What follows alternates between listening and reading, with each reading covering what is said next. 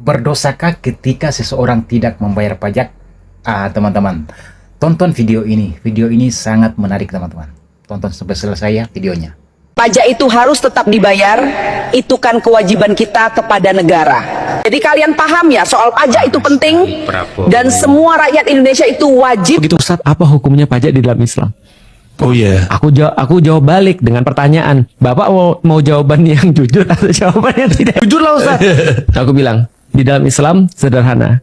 Harta itu dapatnya harus diizinkan sama Allah. Mengelolanya harus atas izin Allah, mengeluarkannya harus izin Allah. Gak enak banget kan?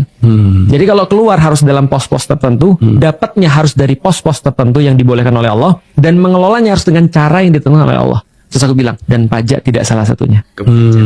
Pajak tidak salah satunya. Oke, artinya di dalam Islam tidak ada dosa kalau orang nggak bayar pajak.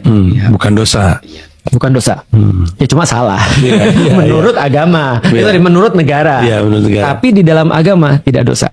Yang dosa adalah ketika dia tidak bayar zakat. Nanti ingetin saya Ustaz, kapan-kapan kita ngomongin soal konsep kenegaraan dalam Islam. Ayo. Ya, nanti. Boleh. Tapi oke. Jadi jawabannya itu sebenarnya Tidak dosa. Bahkan kalau kita mau kaji lebih jauh lagi, ada satu hadis di mana Rasulullah mengatakan tidak masuk surga para penarik pajak. tidak masuk surga para penarik pajak. Ya.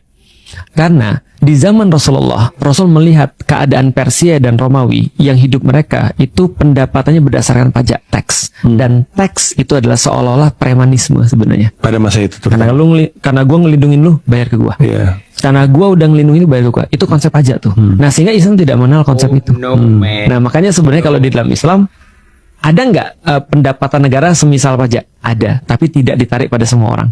Ditariknya hanya pada orang-orang kaya. Mirisnya di dunia zaman sekarang pajak justru ditarik pada orang-orang miskin. Betul, itu juga. Jadi Bukan orang-orang kaya. Iya, betul. Itu orang kaya nemu skema untuk nggak bayar pajak. Dan mereka dapat insentif. Iya, betul. Mereka dapat insentif, mereka dapat skema, dan mereka bisa main di situ untuk menghindari pajak. Nah, kita yang mampus tuh. Iya, betul. Gak ada pilihan. Selalu yang di tengah dan di bawah sih yang kena ya. Iya, selalu begitu. Nah, makanya di dalam Islam itu pajak dikatakan tadi tidak akan masuk surga para penarik pajak.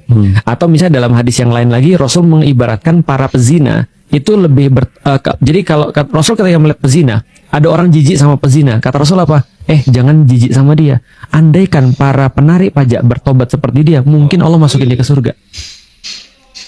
Oh, Ngeri ya. wow. Tapi aku tahu teman-teman pasti ada yang punya pembenaran yang lain. Misalnya contoh ketika dikatakan enggak itu kan negara dan segala macam, kan kita hidup dari pajak. Ya kita tahu kita hidup dari pajak. Kita tahu bahwa saya semua dibayar oleh pajak. Dan sebenarnya tidak ada salah dengan itu dalam bidang kenegaraan. Hanya saja sekarang ini kalau kita lihat sebenarnya negara masih punya